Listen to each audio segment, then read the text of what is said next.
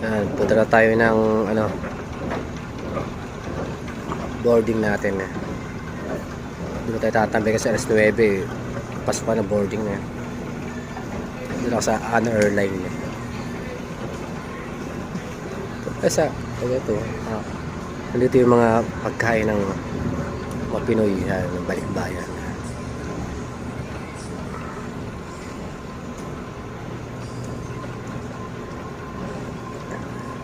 Dala ko lang tubig.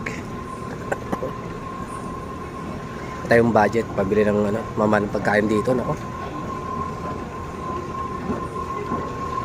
Pabili pagkain. Dating ko ng Narita, ano na, alas 3. Tama, alas 3.